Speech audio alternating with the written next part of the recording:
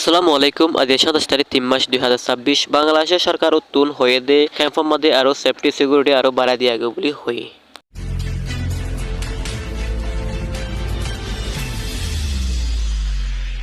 বাংলাদেশের কক্সবাজারের মধ্যে রোহিঙ্গা রিফিউজি ক্যাম্প আছে দে ইনর মধ্যে বাংলাদেশ সরকার তরফ সেফটি সিকিউরিটি বাড়াই দিয়া বলি হয়ে আরো হেন্দিল্লা আতরাফর ডাকর ঢোকা জায়গা ক্লাস দে ইনর মধ্যে সেফটি সিকিউরিটি দিয়া গিয়ে বলি হই। বাংলাদেশের সরকার তরফ আর হেন্দিল্লা বিজিবি অকলতু আর্মি তু এই মানি সিদ্ধান্ত ইয়ান লয়ে দে রোহিঙ্গা আল্লাহ মানি বালা হইব বলি হয়ে সেফটি সিকিউরিটি সিদ্ধান্ত ইয়ান লয়ে বলি হই। পুলিশে ক্যাম্পে এলাঙ্গজ বলি হই। বাংলাদেশ সরকার তরফ আরো হয়ে দে রোহিঙ্গা অকলে হন ধরনের টম সিমজি ইনকল চলাই না পারিব বলি হয়ে যদি হেন্দিল্লা চলা দলে জরিমানা অকল গরিব বলি ইয়ানো হয়ে আর হিন্দিল্লা বাংলাদেশ সরকারের আইন মোতাবেক তারারে কি অকল জিয়ল অকল দিব বলি ইয়ানো হয়ে সেনাবাহিনী হয়ে দে বাংলাদেশের মানে কি নিরাপত্তা রাখা বলি ওরে হয়ে আর হিন্দিল্লা বিভিন্ন ইয়াবা ট্যাবলেট অকল ব্যবসা অকল করে দে ইনরে মানে কি গরি না ফারফান ইন্দিল্লা হিনতো বাঁচা রাখি বলা বলি আরো হয়ে দে ক্যাম্পের মধ্যে এলাং গরনের ফরে যদিও ন মানে দ ওলে হিন্দিল্লা বাংলাদেশের সরকারের তরফ আইন মতো ব্যবস্থা লব বলি হই। হিন্দিকা লত ফাদ ওলে 50,000 টিয়া জরিমানা আর হিন্দিল্লা 6 মাস পর্যন্ত জিয়ল হাড়া ফুরিব বলি ইয়ানো হই। আর দেশ অকলরে মানে সেফটি রাখা